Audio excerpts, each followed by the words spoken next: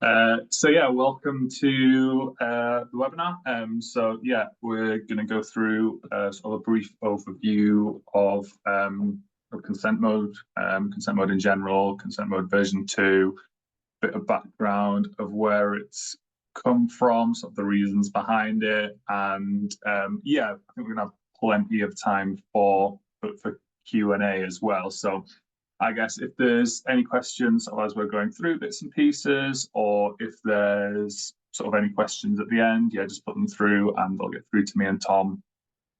We'll maybe touch on some of them as we're going through sort of some of the top level overview, but then also, as I say, plenty of time at the end. I guess good to introduce ourselves to begin with. So I'm Dan, so I'm the Director of Agency at Modo25. So basically heading up our agency services, working really closely across with like our paid and organic channels, but also with our data and analytics teams who have been working across a lot of our clients and on one-off projects for companies to help them with implementation of consent mode partners, consent mode version 2, anything analytics really. Tom? Cool. Hi, I'm Tom.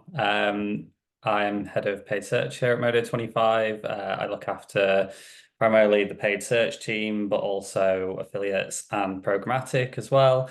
Obviously, this is a really important update from a performance marketing side of things because it allows us to track performance, and if we don't do it, then numbers are starting to look a bit dodgy. So important call to have today, I think. Yeah, nice summary. Nobody wants dodgy numbers. No one wants dodgy numbers. As I say, to begin, we're just going to go through a bit of an overview of kind of where this has come from, because obviously GDPR, DMAs, consent banners have been a requirement in the EU and the UK for some time. So why the big change all of a sudden?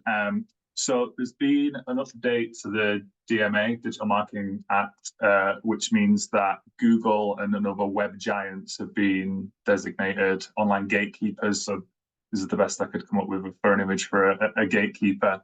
But basically what that means is, so the EU is saying that Google, Meta, TikTok, a few others, they're so big that they have to take some responsibility for things like GDPR and DMA. So that's really kind of the key reason for Google sort of enforcing this so highly. They have to be seen to be making a change. And this isn't just DMA, isn't just GDPR, but yes, affecting other areas of online and other things that Google are having to implement. So things like Google search results and Google making it easier for people to find other comparison sites, whether that's flights or hotels, and there's rumors that there's more of that to come in the future as well. But everything to making it easy for people to switch browsers on Android phones and things like that. So ultimately, this covers a lot. DMA covers a lot, but the key thing here, consent mode 2, and that being Google's way of enforcing it and showing EU that they are, they're taking that accountability for cookie collection and GDPR. And you might be about to come onto this, Dan, but I think just to clear up some confusion around DMA and the UK and Europe, because I see quite a bit of this online already. So DMA to some extent exists within the UK. The sort of latest round of DMA or the latest update in Europe applies to the European Economic Area, so EEA, which actually at the moment doesn't include the UK. So what you're seeing on, I guess, your iPhone when you update it, if you've updated it yesterday, and what you're seeing with Consent Mode 2 currently is applicable to the EEA. But very soon the UK will have sort of a like for like. We have been just following the same trend as Europe with these so far. So although not immediately applicable to the UK, it will be soon. So this is still really important. Absolutely. So what does consent mode affect? I guess obviously kind of as I say, kind of the main thing is having a GDPR compliant cookie banner is what DMA and now Google are encouraging everyone to do. So it's something that should have been that everyone should have technically had in effect for some time now. But this is, yeah, I guess Google doing their bit to kind of try and enforce it. So what are the main two things that consent mode version 2 covers? So it's ad personalization and measurement cookies, and that's an interesting one because for quite a while there have been sort of halfway house sort of approaches to cookie banners in rejecting ad personalization cookies, but anything measurement related falling into performance and trying to kind of sneak those through. And yeah, this is obviously kind of another step towards less tracking, less measurement, and that's really the important side here, and what we need to make sure we're addressing as much as possible and trying to avoid that dodgy data, as Tom calls it. So yeah, there's a couple of ways of implementing consent mode. Just look at the basic approach, which is just your typical cookie consent banner. So anyone visits your site, cookie banner pops up. Obviously, there needs to be details around different kinds of different tracking types and different types of cookies available. Just simplifying this to consent and no consent. So prior to conversion mode 2, if you were running a proper cookie banner, this would be the process. So anyone who rejects cookies, no data is sent anywhere. So Google Analytics, Google Ads, they have no idea of that user visiting the site, because that you would track an ad or a click on Google Ad, but yeah, following on from that, nothing more. Whereas obviously if a user gives consent, that data is going to be passed into your analytics platforms. Consent mode advanced, consent mode, and consent mode version 2, the difference here being that no consent route. So if a user rejects cookies now, there is a cookieless ping, so a piece of data sent to your measurement platforms to say, actually, that user has made it to the site. They clicked an ad, or they've come through organic, or however it is, and they've made it to the site, but they've rejected cookies. So that gives these platforms that sort of secondary piece of information that someone has made it to the site. And that's on this ping with a proper consent mode setup happens on every single page. So it's not just the first time that user arrives at the site, but every time they are sort of every page they visit, that ping happens. Okay, there's a user here, but we're not tracking them with cookies. So obviously that's more information for platforms like Google Analytics, specifically here, to understand what's happening without the use of cookies. And the ultimate aim of this, and where we're trying to get to, is higher quality data. We obviously don't know exactly what that specific user has done, but it's all going to feed into data modeling. And so this all ties into the big switch between Universal Analytics and GA4. One of the big things with GA4 being the option to turn on Google Signals, allow Google to model that conversion data on top of the tracked conversion data for users who have accepted consent, giving you hopefully a better view on performance, albeit some of it estimated, modeled, forecasted, whatever you want to call it. You want to add to that bit, Tom? Yeah, I was just going to say to add a bit more, like how big of an issue this might be. So Google themselves are saying that if you have a banner, a consent mode banner in place, 76% of users on average don't interact with it at all, which basically means no consent is given, which basically means you are losing all of that data if you don't have this in place. And then Google are saying with this in place, you're getting sort of 65% of that back. So it's not 100% bridging that gap, but it goes a long way to fixing some pretty significant data loss for a lot of people. Mm-hmm.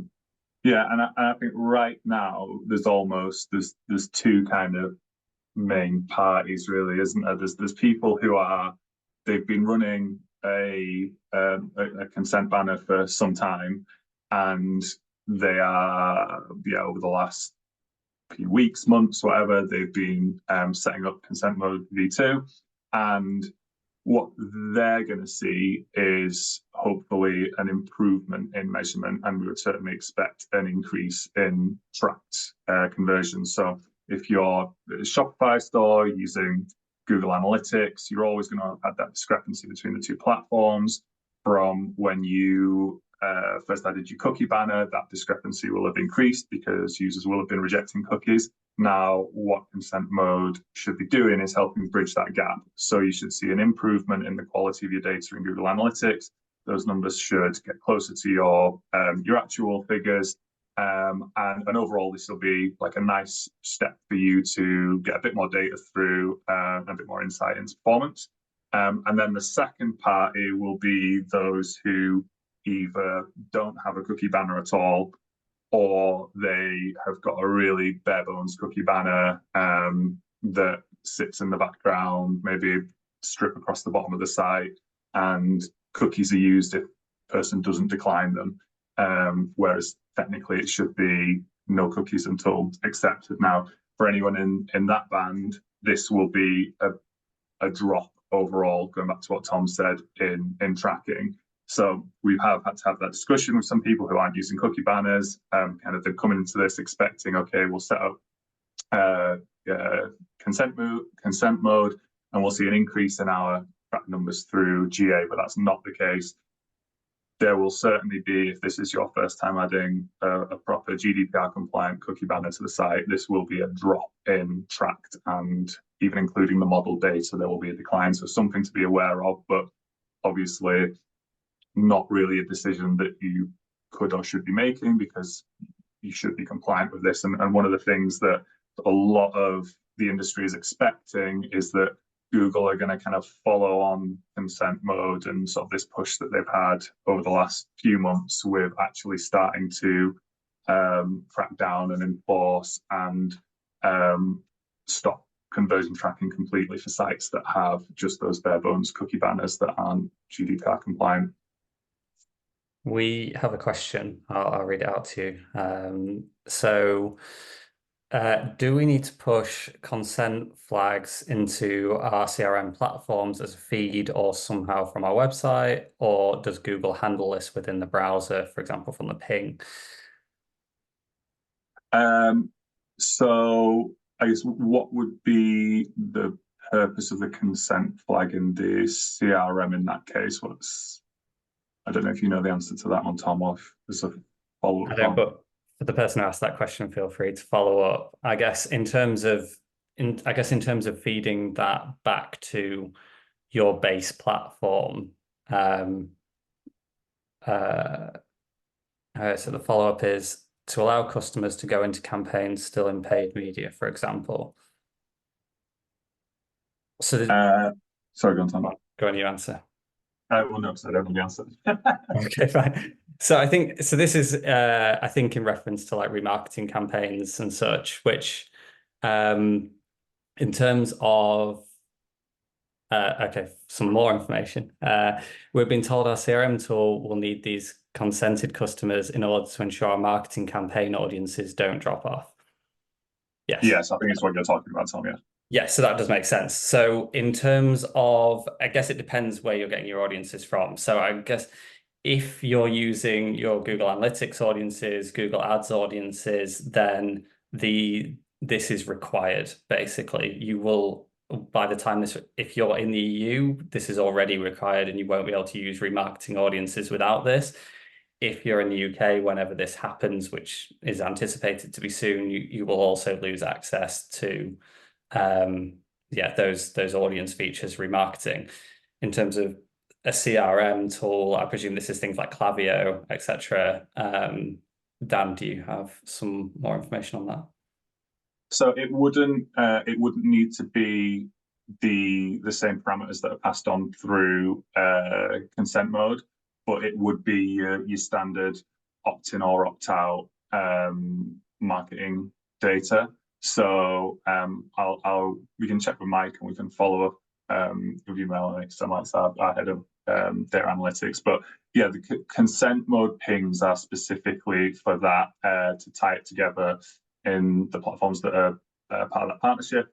But yeah, for your CRM, you wouldn't necessarily need the consent mode ping, but you would need to know that you've had that opt-in cookie data or marketing consent.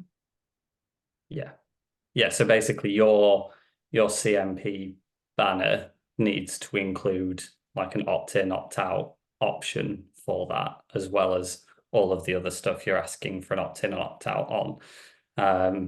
And then probably depending on whichever banner system you've got, whichever partner you're using, it's worth checking their integration with your CRM as well.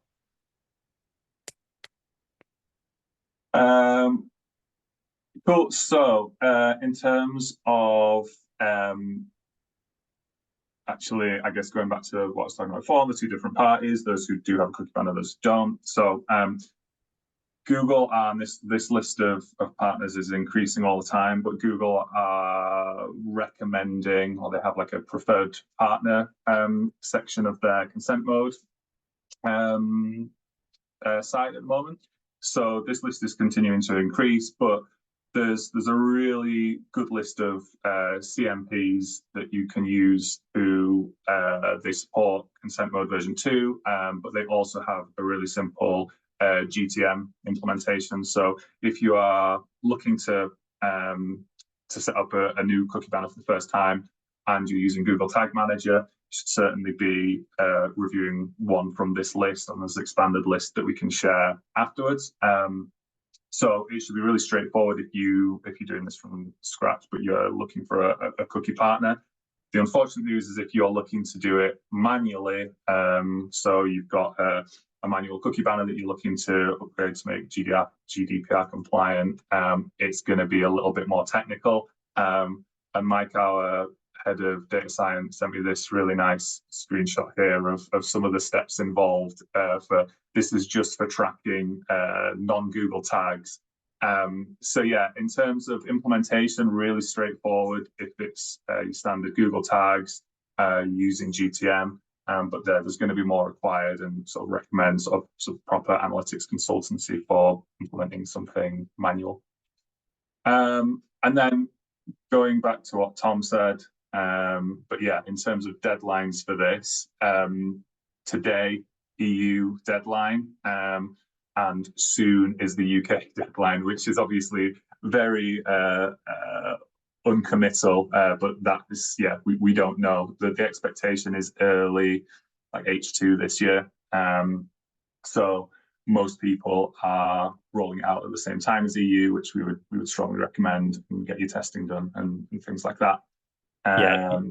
If you speak to Google, they'll tell you to just do it now anyway. So yeah, if you can start working on this and you're UK only, that's definitely recommended. Also another question through, do you have a recommended partner for cookie banners through GTM integration in terms of user friendliness for both front-end user and back-end for administration? So I mean, I guess the long answer to that is no. The shorter answer is probably one of these from here. I mean, the one that we most commonly use with our clients and clients use with us, I guess, are Cookiebot and OneTrust. Most of our clients seem to be on one of those two. Cookiebot setup seems to be, from what I've seen and working with our clients on it, seems to be incredibly easy. That doesn't necessarily mean that any of the others are worse. It just means I haven't come across them as much. So in terms of, yeah, do we have one particular one that would tell you to use? Probably not, although Cookiebot, if you want to pay me some commission, please, I'll start recommending you. Otherwise, yeah, I can just say that sort of Cookiebot and OneTrust are the ones I've come across mainly, and they are relatively easy to set up and look good on the website as well. I know we've done a big set of sites on CookieYet recently as well, and really straightforward as well. And I think there's a couple of others we have used here, but yeah, just to agree with Tom. So Cookiebot, OneTrust, CookieYet, like, you know, the three that we've got the most experience with, and things have been really straightforward. I also did work with a client who didn't have a Google recommended one, and also their setup was incredibly easy as well. And so yeah, I wouldn't overly panic if you saw that your consent mode partner isn't on this. All of the ones out there that I've seen are still updating for Consent Mode 2. You just have to maybe go for them direct in terms of how you want to set up and instructions, rather than Google have links to all the instructions. Another question we have through. If we have set up exception triggers on all tags, so if the user is not consented to a set of scripts, pixels, etc., the tag doesn't fire, would we need to do this, or do we just need to focus on the actual third-party script or pixel itself? For example, would we need to add the exception to the tags we merged into the default, or would it just need to be on individual scripts?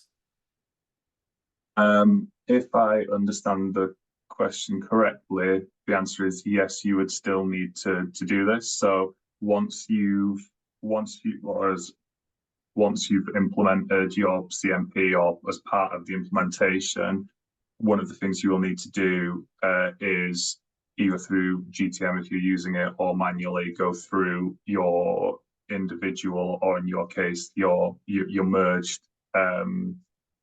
pixel scripts cookies, and determine the firing rules for each one. So which ones fall under the user data, measurement, advertising, and set up the firing rules, the triggers on those to align with your CMP, and to align with kind of the GDPR behind each one. Yes. Oh, so a few people saying they don't like OneTrust in the chat. So yeah, if you're looking for some more feedback outside of me, then yeah, some people out there saying that OneTrust isn't particularly easy to do. So maybe having a look at some of the other ones we mentioned as well. Yes, and to Melanie's point, yeah, all of these ones are recommended because of their strong, or like their partnership with Google and GTM, and anything that's not done through GTM is going to be a more like tech heavy and yeah, convoluted, as you say, setup. Yeah, if you're not using the GTM approach, not sure if we would probably still recommend some of these, but they are the recommendations because of GTM as a strength. Yeah. Any other things you wanted to go through, Tom, or any?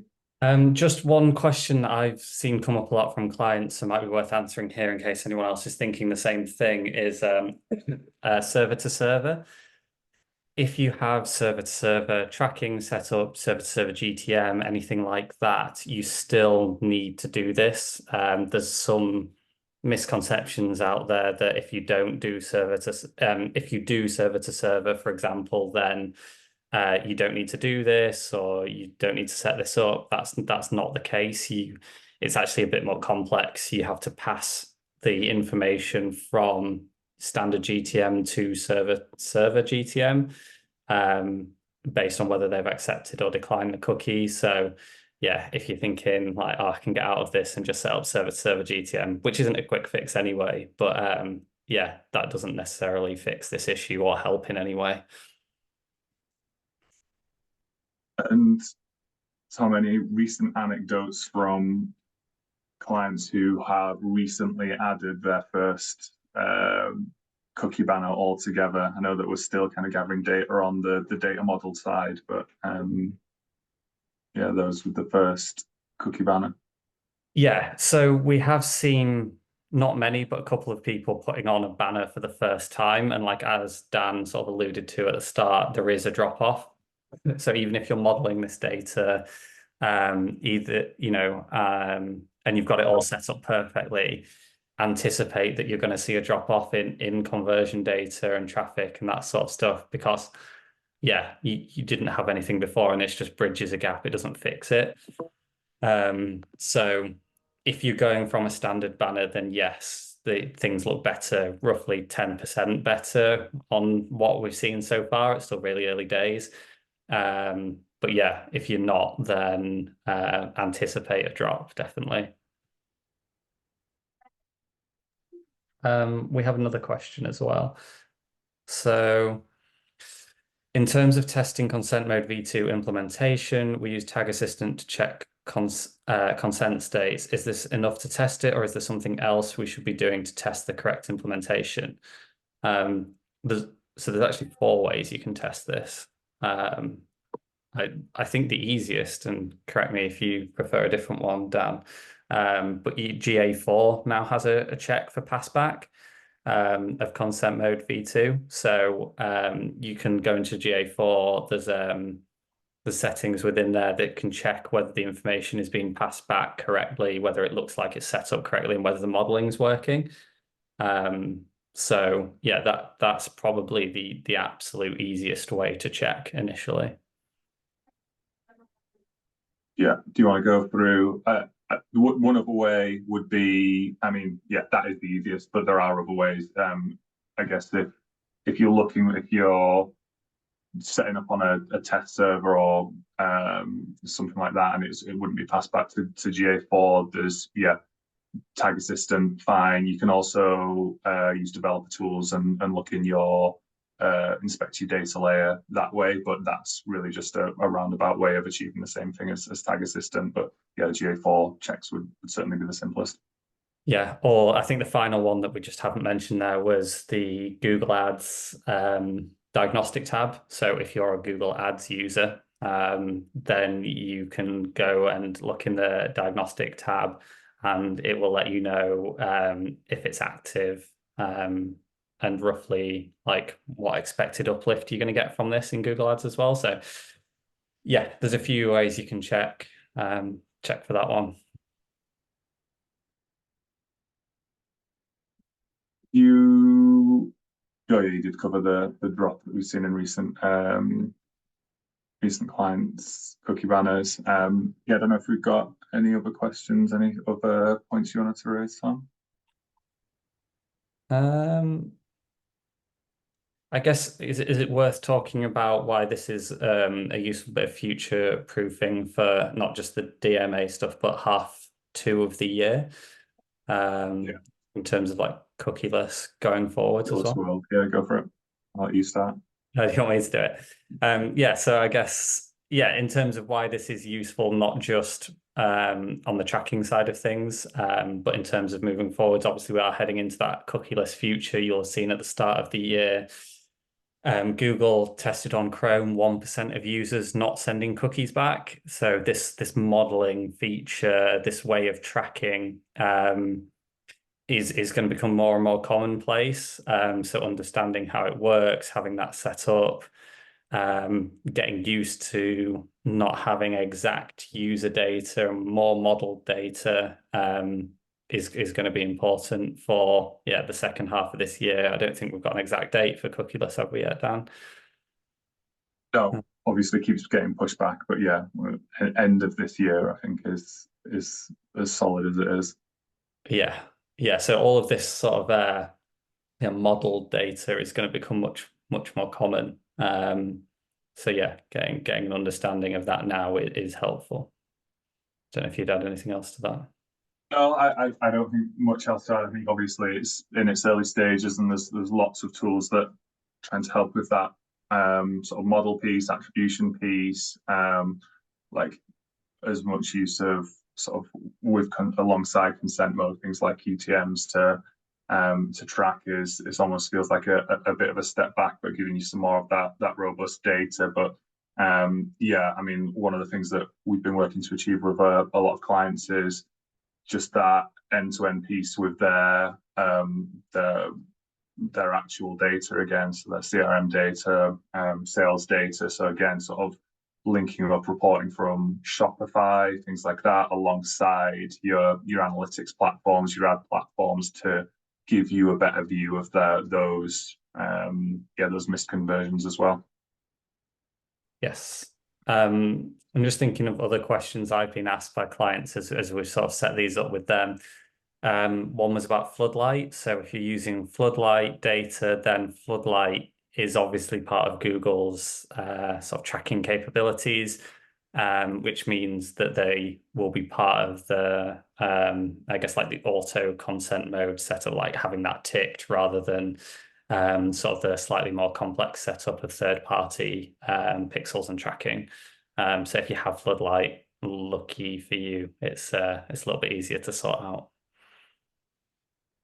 Yeah, and yeah, I guess go back to the cookieless side of things. Obviously, it's an area that Google looking to expand their offering in terms of things like audience targeting for display and things like that. Obviously, the big sort of yeah, Chrome's privacy sandbox, like a big step in the direction of yeah, fewer signals and yeah, getting first party data from users themselves to opt in and let them know kind of interests, things like that for the display side. So yeah, a lot of changes, and this really kind of the first step in that direction from Google side at least.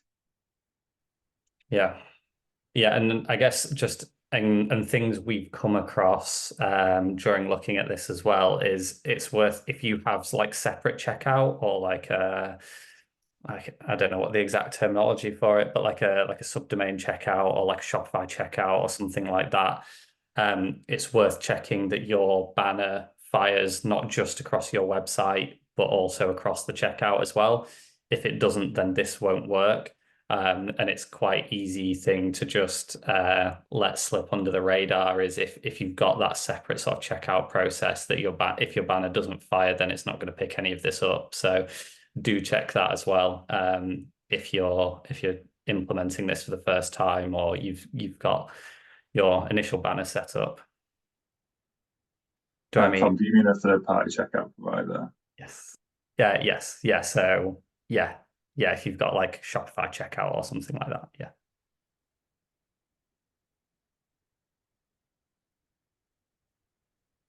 Cool. Any other, I'll give it a couple of minutes for any other questions. And Tom, if there's anything else top of your mind in the meantime. You've got a question?